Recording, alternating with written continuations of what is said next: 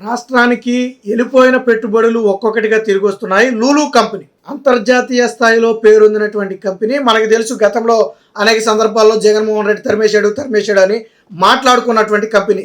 చంద్రబాబు గారు ముఖ్యమంత్రి అయిన తర్వాత మొదటి నెలలోనే ఒక మాట చెప్పారు, జగన్మోహన్ రెడ్డి తరిమేసిన ప్రతి కంపెనీని కూడా తిరిగి రాష్ట్రానికి తీసుకురావడానికి సాయశక్తుల కృషి చేస్తాం. నేనే స్వయంగా ఆ కంపెనీ అధిపతులకు ఫోన్ చేసి మాట్లాడి వాళ్ళను ఒప్పించి తీసుకొచ్చే ప్రయత్నం చేస్తానని చంద్రబాబు గారు మాట ఇచ్చారు.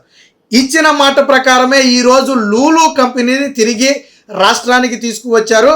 విశాఖలో అంతర్జాతీయ స్థాయిలో పెట్టుబడులు పెట్టడానికి షాపింగ్ మాల్, ప్రపంచ స్థాయి టెక్నాలజీతో ఒక షాపింగ్ మాల్ ఏర్పాటు చేయాలనేది లూలు ప్రతిపాదన. 2014-19 మధ్య దానికి కొంత భూములు కూడా కేటాయించారు వైజాగ్లో. జగన్మోహన్ రెడ్డి వచ్చేసిన తర్వాత 2022 సమయంలో ఈ భూములు తిరిగి వెనక్కి తీసేసుకున్నాడు. దాంతో లూలు ఏం చెప్పింది, మా భూములు తీసేసుకున్న తర్వాత మేము ఎందుకుంటామని చెప్పి ఏపీకి బాయ్ అని చెప్పి మేము ఎప్పుడు ఏపీ రాబోమని చెప్పి ఒక మాటని వెళ్ళిపోయింది కూడా. వాస్తవానికి లూలు ఓపెన్గా చెప్పింది, ఏపీ వైపు తిరిగి చూడమని చెప్పింది. ఆ తర్వాత చెన్నైలో ఒక భారీ షాపింగ్ మాల్ ఏర్పాటు చేశారు, హైదరాబాద్లో ఒక భారీ షాపింగ్ మాల్ ఏర్పాటు చేశారు. వాస్తవానికి ఈ రెండింటికంటే ముందు ఆంధ్రాలో రావాలి.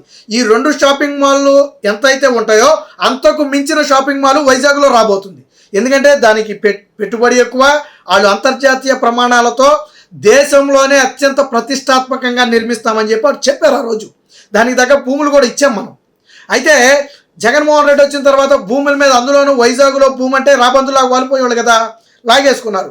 అయితే ఇప్పుడు తిరిగి ఆ లూలు కంపెనీ ఆంధ్రప్రదేశ్ రావడానికి అంగీకరించింది. మొన్న జరిగినటువంటి సమావేశంలో, పెట్టుబడుల సదస్సు సమయంలో చంద్రబాబు గారు గతంలో జరిగిన దానికి నాకు తెలిసి క్షమాపణ చెప్పి తిరిగి కంపెనీని ఆహ్వానించారు. ఎందుకంటే అసలు ఈ కంపెనీని మొదట రాష్ట్రానికి ఒప్పించి తీసుకొచ్చిందే చంద్రబాబు గారు, భూములు ఇచ్చిందే చంద్రబాబు గారు. బట్ వాళ్ళు ప్రహరీ గోడ కూడా కట్టుకున్నారు. పాపం లూలు దాదాపు 20 కోట్లు 30 కోట్లు పెట్టి ఎంటైర్ స్థలానికి భారీ ఎత్తున ప్రహరీ గోడ కట్టుకున్నారు. అప్పట్లో పనులు కూడా ప్రారంభించాలి. ఆల్రెడీ వాళ్ళు డిపిఆర్లన్నీ సిద్ధం చేసుకున్నారు, ప్లాన్లు సిద్ధం చేసుకున్నారు. ఇంకా వర్క్ కాంట్రాక్ట్ మొదలవటమే ఆలస్యం. ఆ సమయంలో గవర్నమెంట్ మారిన తర్వాత వాళ్ళు కొంతకాలం హోల్డ్ అయ్యారు. ఎందుకంటే గవర్నమెంట్ ఏ విధంగా స్పందిస్తుందో తెలియక హోల్డ్ అయ్యారు. బట్ తర్వాత గవర్నమెంట్ విధానం చూసి, విధానం అంటే మీకు తెలుసు కదా, మీకెంత మాకెంత, దాంతో వీళ్ళు కట్టడం మానేస్తే ఆ భూములు వెనక్కి తీసుకున్నారు. దాంతో ఇప్పుడు తిరిగి అదే భూములను మళ్ళీ లూలుకు కేటాయించాలని చెప్పి రాష్ట్ర ప్రభుత్వం నిర్ణయం తీసుకుంది. వాస్తవానికి ఈ భూములన్నీ కూడా విఎంఆర్డీఏ, ఏదైతే Visakha metro regional development authority ఆధ్వర్యంలో ఉన్నాయో, వీటిని తిరిగి ఏపీపీఐసికి అప్పగిస్తే ఏపీపీఐసి నుంచి ఇప్పుడు మళ్ళీ లూలుకు వెళ్తాయి. వాస్తవానికి ఇండస్ట్రియల్కి సంబంధించినటువంటి ఈ భూములన్నీ కూడా ఏపీఐసి నుంచే ఇండస్ట్రియల్కి కేటాయించడం జరుగుద్ది. గతంలో జగన్మోహన్ రెడ్డి వీటిని పరిధిలోకి తీసుకొచ్చాడు. తిరిగి వీటిని ఏపీపీఐసికి అప్పగించడంతో పాటు వాటిని లూలుకి ఇవ్వాలని చెప్పి రాష్ట్ర ప్రభుత్వం అయితే నిర్ణయం తీసుకుంది. వాళ్ళు కూడా 2 సంవత్సరాల లోపే వాళ్ళ నిర్మాణం కూడా పూర్తి చేస్తామని హామీ ఇచ్చారు. చంద్రబాబు గారు భరోసా ఇచ్చారు వాళ్ళకి. ఏంటంటే మరొక 10 ఏళ్ల పాటు జగన్మోహన్ రెడ్డి అనే వ్యక్తి ముఖ్యమంత్రి కాలేడు. మరొక 2 దఫాల పాటు, అంటే ఇప్పుడు కాకుండా మరొక దఫా కూడా జగన్మోహన్ రెడ్డి ముఖ్యమంత్రి కాలేడు. మీకు ఎటువంటి ఇబ్బంది లేదు, నిశ్చింతగా పెట్టుబడులు పెట్టండి. అవసరమైతే గతంలో ఏదైతే ప్రోత్సాహకాలు చెప్పామో అంతకు మించి మీకు ఇస్తామని చెప్పి చంద్రబాబు గారు ఒప్పించి తిరిగి లూలుని తీసుకొస్తున్నారు. ఒక ప్రపంచ స్థాయి సంస్థ లూలు అంటే. మీకు చెన్నైలో ఒకటి కట్టారు, ఒకసారి చూడండి, అది ఎంత పెద్దగా ఉంటుందంటే దాదాపు దాని బారే 200 మీటర్ల దాకా ఉంటుంది బారు. హైదరాబాద్లో కూడా అతి పెద్దది ఒకటి ఏర్పాటు చేశారు. హైదరాబాద్లో ఉన్న వాళ్ళకి అర్థమవుతుంది అది లూలు ఎంత పెద్దదో. సో అంతకు 2 పెద్దది ఇక్కడ వైజాగ్లో రాబోయేది. దేశంలోనే అత్యంత ప్రతిష్టాత్మకంగా నిర్మిస్తున్నటువంటి మాల్ అది. సో ఆ మాల్కి మళ్ళీ ఏపీ గవర్నమెంట్ అయితే ఒప్పందం చేసుకుంది. దీనికి విశాఖ బీచ్ రోడ్లోని అర్బన్ పార్క్ భూములను గత ప్రభుత్వం వెనక్కి తీసుకుంటే తిరిగి అదే భూములను ఇప్పుడు వీళ్ళకైతే కేటాయించడం జరుగుతుంది. దీనికి లూలు ఏం చేసిందంటే 99 ఏళ్లకు లీజు కేటాయించాలని కోరింది. అలాగే షాపింగ్ మాల్ 3 ఏళ్ళు లేదా షాపింగ్ మాల్ ప్రారంభించే తేదీ ఏది ముందు అయితే అది, దానికి అద్దె మినహాయింపు, అప్పటి వరకు అద్దె మినహాయింపు ఇవ్వాలని కోరింది. అలాగే ప్రతి 10 ఏళ్లకు ఒకసారి 10% వడ్డీ, అదే ఏదైతే ఇంట్రెస్ట్ అయ్యి ఉంటాయో వాటిని పెంచడానికి అంగీకారం తెలిపింది భూముల మీద. సో ఇలా ఒప్పుకుంది. చంద్రబాబు గారు వెంటనే ఆ భూములను ఏపీఐఐసికి అప్పగించి అక్కడి నుంచి ఆ లూలుకు బదిలీ చేయాలని ఇప్పటికే ఆదేశాలు కూడా ఇవ్వడం జరిగింది.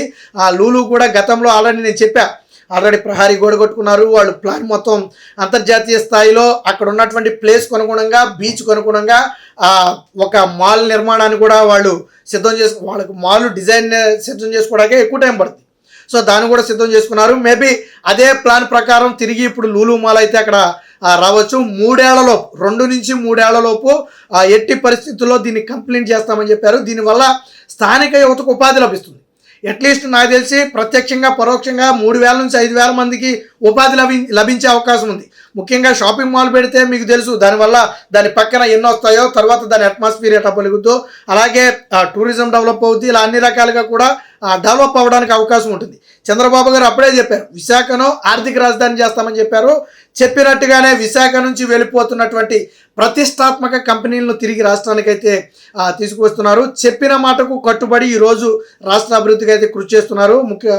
మంత్రి నారా లోకేష్ గారు కూడా ఐటీ మినిస్టర్గా ఆయన బాధ్యతలు చేపట్టిన తర్వాత పలు కంపెనీలు అటు కేంద్ర ప్రభుత్వ సంస్థలతో పాటు వెళ్ళిపోయినటువంటి కంపెనీలతో పాటు టీసీఎస్ లాంటి ప్రతిష్టాత్మక వీటితో పాటు అనేక కంపెనీలు రాష్ట్రానికి వచ్చాయి. ఇప్పటికే దాదాపుగా 4 లక్షల మందికి ప్రత్యక్షంగా పరోక్షంగా ఉపాధి జరగడానికి అవకాశాలు వచ్చాయి. ఆ సంస్థలు పెట్టుబడులు 20 లక్షల కోట్ల రూపాయలు ఆల్రెడీ పెట్టుబడులు పెట్టడానికి సిద్ధంగా ఉన్నారు. ఇవన్నీ ప్రారంభించిన వెంటనే యువతకు కూడా ఉపాధి లభిస్తుంది. అసెంబ్లీలో కూడా మొన్న ఇదే విషయాన్ని చాలా స్పష్టంగా చెప్పారు. 5 ఏళ్లలో 20 లక్షల ఉద్యోగాల కల్పనకు కట్టుబడి ఉన్నాం. మొదటి ఏడాది కాకుండానే దాదాపుగా ప్రత్యక్షంగా పరోక్షంగా 4 లక్షల ఉద్యోగాలు కల్పించబోతున్నామని చెప్పి నారా లోకేష్ గారు అసెంబ్లీ సాక్షిగా చెప్పారు. ఇది రాష్ట్రానికి మేలు చేయటం అంటే. ఇప్పుడు లూలు వచ్చిందనుకోండి, దాన్ని ఆసరా చేసుకుని అనేక సంస్థలు వైజాగ్ వస్తాయి. దానివల్ల డెవలప్మెంట్ అనేది పెరుగుద్ది. ఇప్పుడు మన బిల్ గేట్స్ వచ్చారు, రాష్ట్రంతో ఆల్రెడీ ఒప్పందాలు చేసుకున్నారు. కొన్ని విభాగాల్లో శాస్త్ర సాంకేతిక పరిజ్ఞానాన్ని అందిపుచ్చుకోవడంతో పాటు కొన్ని విభాగాల్లో రాష్ట్ర ప్రభుత్వంతో కలిసి పనిచేస్తామని చెప్పారు. సో మరి బిల్ గేట్స్ లాంటి వ్యక్తులే ఒక దేశ అధినేతను కలవటమే కష్టమైనటువంటి తరుణంలో అలాంటి వ్యక్తి ఒక రాష్ట్ర ముఖ్యమంత్రిని కలిసి మీ రాష్ట్రంతో మేము కలిసి పనిచేస్తాము, చంద్రబాబు గారి విజన్ నాకు 30 ఏళ్ల క్రితం నుంచి తెలుసు అని చెప్తే మరి ఇతర కంపెనీలు ఆటోమేటిక్గా పోటీ పడొస్తాయి. బిల్ గేట్స్ లాంటి వాళ్ళే రాష్ట్రానికి వస్తుంటే మిగతా కంపెనీలు ఎందుకు రావు? టీసీఎస్ కూడా దాదాపుగా 10,000 ఉద్యోగాలు కల్పిస్తామని చెప్పి ఆల్రెడీ పెట్టుబడి పెట్టడానికి సిద్ధంగా ఉన్నామని చెప్పి బహిరంగ ప్రకటన చేసింది. దాంతో ఎంఓయూ కూడా కుదిరింది, పెట్టుబడి ఎంత అని చెప్పలేదు కానీ. సో ఇలా మొత్తంగా ఏది ఏమైనా తిరిగి జగన్మోహన్ రెడ్డి తరిమేసినటువంటి లూలు కంపెనీని మళ్ళీ పట్టుబట్టి అటు ముఖ్యమంత్రి చంద్రబాబు గారు, ఇటు మంత్రి నారా లోకేష్ ఇరువురు కూడా పట్టుబట్టి రాష్ట్రానికైతే తీసుకువస్తున్నారు. ఇది ఖచ్చితంగా రాష్ట్రానికి శుభ పరిణామం. రాష్ట్ర యువతకు ముఖ్యంగా ఏదైతే నిరుద్యోగ యువత గత 5 ఏళ్లుగా ఇబ్బంది పడ్డారో, ఎవరైతే ఇతర రాష్ట్రాలు వెళ్ళి బ్రతకాల్సి వస్తుందని బాధపడుతున్నారో వాళ్ళందరికీ కూడా ఇది ఒక వరం లాంటిది. దీంతో పాటు అనేక కంపెనీలు ఆంధ్రప్రదేశ్ రాబోతున్నాయి. లూలునే కాదు, వెళ్ళిపోయినటువంటి ఇతర పరిశ్రమలు కూడా రాష్ట్రానికి తీసుకువచ్చే అంశాన్ని రాష్ట్ర ప్రభుత్వం పరిశీలిస్తుంది. ఖచ్చితంగా ఇది రాష్ట్ర యువతకు నిజంగా ఒక గుడ్ న్యూస్ లాంటిది. Please subscribe to Leo news for more videos.